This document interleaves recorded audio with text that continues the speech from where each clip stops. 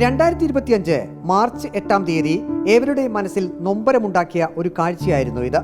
പത്തനംതിട്ട നഗരത്തിലെ പ്രധാന റോഡരികിൽ പൊട്ടിയ പൈപ്പ് മാറ്റിയിടാൻ വാട്ടർ അതോറിറ്റി കുടിച്ച കുഴിയിൽ വീഴുന്ന കാഴ്ച പരിമിതൻ. സമീപത്തെ വ്യാപാര സ്ഥാപനങ്ങളിലെ ജീവനക്കാരെത്തിയാണ് ഇദ്ദേഹത്തെ പിടിച്ചെഴുന്നേൽപ്പിച്ചത്.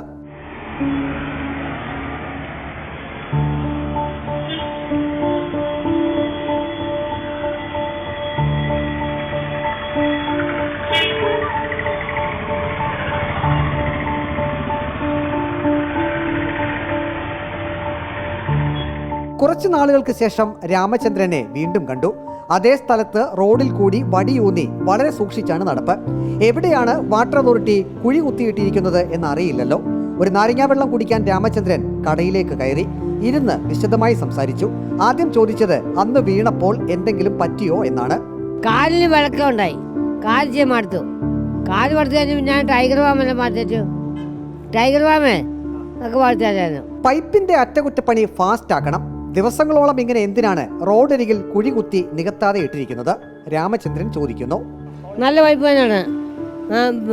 അവര് വില കുറഞ്ഞ ഏറ്റവും പൊട്ടുന്ന പൈപ്പ് നോക്കി കാലം കുറഞ്ഞ പൈപ്പിടുമ്പോൾ പിന്നെ വണ്ടി ഈ വലിയ വണ്ടിയൊക്കെ പോകുമ്പോൾ വണ്ടി കയറുമ്പോൾ അതങ്ങ് പൊട്ടിപ്പോകും.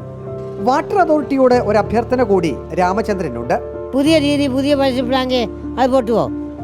പഴയ പൈപ്പെല്ലാം പറക്കിടും. പിന്നെ 10 വർഷം കഴിയുമ്പോൾ പിന്നെ അത് അങ്ങ് ലൂസായി അങ്ങ് പൊട്ടിപ്പോകും. എഴുന്നേറ്റ് നാരങ്ങാവെള്ളം കുടിച്ച് രാമചന്ദ്രൻ തന്റെ യാത്ര തുടർന്നു.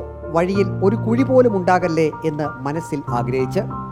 വീഡിയോ ജേർണലിസ്റ്റ് അജി കുടുംബനൊപ്പം റിപ്പോർട്ടർ പ്രവീൺ പുരുഷോത്തമൻ, റിപ്പോർട്ടർ പത്തനംതിട്ട.